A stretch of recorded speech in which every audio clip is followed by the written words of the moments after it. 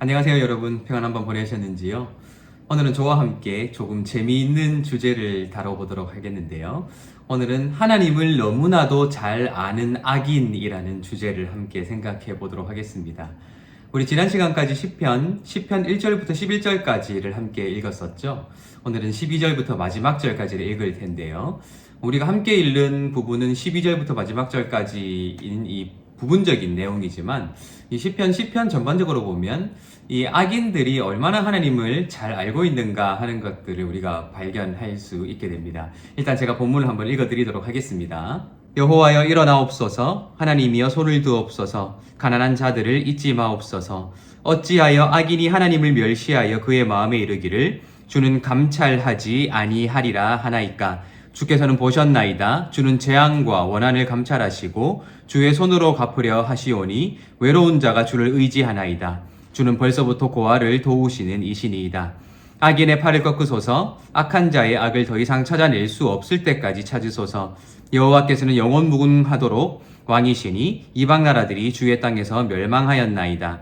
여호와여, 주는 겸손한 자의 소원을 들으셨사오니 그들의 마음을 준비하시며 귀를 기울여 들으시고 고아와 압제 당하는 자를 위하여 심판하사 세상에 속한 자가 다시는 위협하지 못하게 하시리이다. 아멘.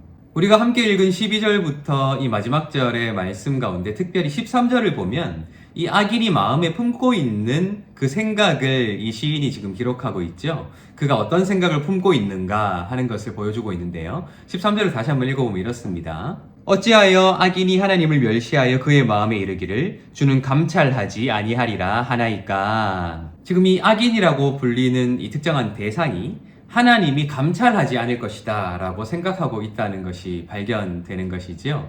그런데 이 시편을 읽어보면 재미있게도 이 악인이라고 불리는 사람들이 어떤 마음들을 품고 있는가 하는 것들을 부분적으로 계속해서 반복해서 기록하고 있다는 것입니다. 먼저 4절입니다. 악인은 그의 교만한 얼굴로 말하기를 여호와께서 이를 감찰하지 아니하신다 하며 그의 모든 사상에 하나님이 없다 하나이다 라고 되어 있죠. 그의 모든 사상에 하나님이 없다라는 말은 그의 생각에 하나님을 모실 만한 방이 없다라는 것으로 이해할 수 있습니다. 그리고 6절에는 이렇게 되어 있죠. 그의 마음에 이르기를 나는 흔들리지 아니하며 대대로 환난을 당하지 아니하리라 하나이다 라고 되어 있습니다. 11절에는 또 이렇게 되어 있죠. 그가 그의 마음에 이르기를 하나님이 잊으셨고 그의 얼굴을 가리셨으니 영원히 보지 아니하시리라 하나이다.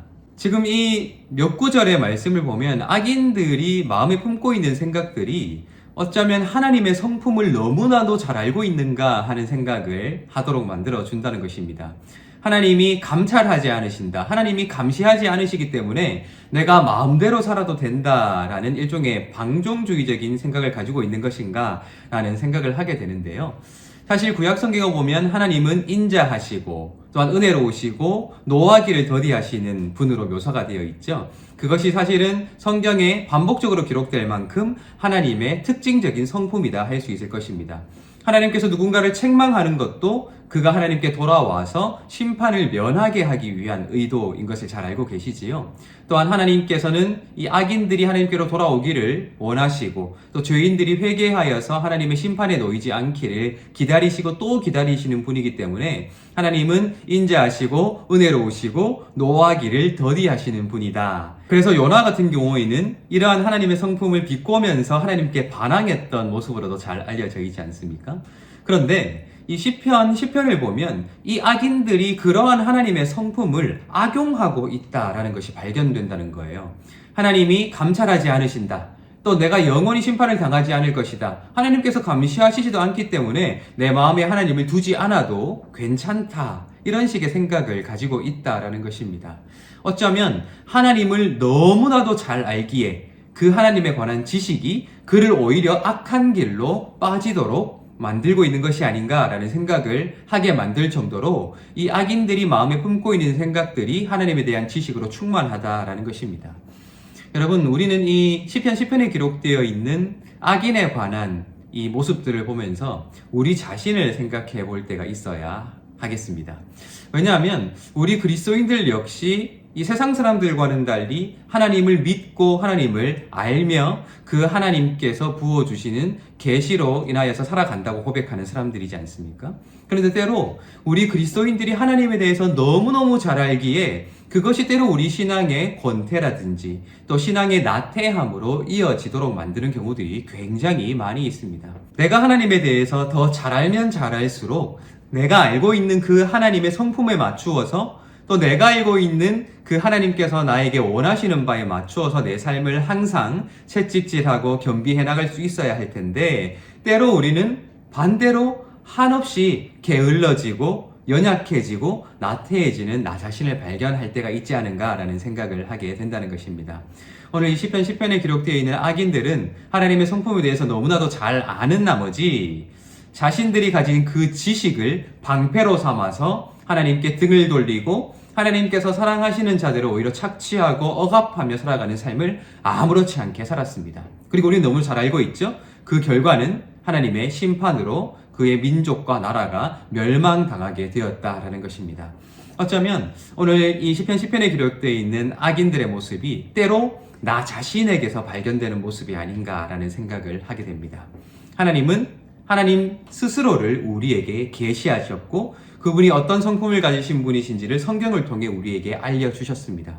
그만큼 우리를 사랑하시고 때로 우리 스스로 온전히 서서 하나님께서 원하시는 삶을 살아가도록 우리에게 기회를 주시는 분이신데 우리가 그것을 악용하고 한없이 나태해지도록 만드는 근거로 삼고 있는 것은 아닌가 하는 것들을 우리에게 체근하고 있는 말씀이 오늘 우리가 읽은 이 시편 10편의 말씀이 아닌가라는 생각을 하게 됩니다.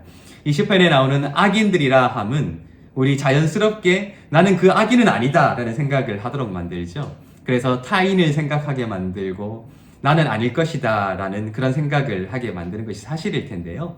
하지만 이 시편에 기록되어 있는 악인들에 관한 기록들은 가장 우선적으로 나 자신에 관한 성찰이 되어야 합니다. 하나님에 대해서 알고 있다고 생각하는 나, 하나님을 믿고 있다고 생각하는 나에게서 발견되는 한없이 부끄럽고 부족한 나의 모습. 그래서 나 스스로가 악인의 길로 걸어가고 있으면서도 나는 아닐 것이다 라고 생각하게 만드는 그 신앙의 나태함. 어쩌면 오늘 이 시편에 기록되어 있는 악인들에 관한 이미지가 그렇게 우리를 다시 한번 세울 수 있도록 기회를 주는 것이 아닌가 우리가 생각해 볼 필요가 있다라는 것입니다. 하나님에 대해서 더 알아갑시다. 그리고 하나님을 더 깊이 믿읍시다. 그러나 그 깊이 있는 믿음과 폭넓은 하나님에 관한 지식이 오히려 우리를 더 열심으로 하나님을 닮아가는 삶을 살도록 만드는 원동력이 되면 좋겠습니다. 그것을 악용하는 것이 아니라 선용하여서 나를 더 아름답게 만들고 세상을 더 아름답게 만들어가는 그런 우리로 살아가게 되기를 예수님의 이름으로 축복합니다.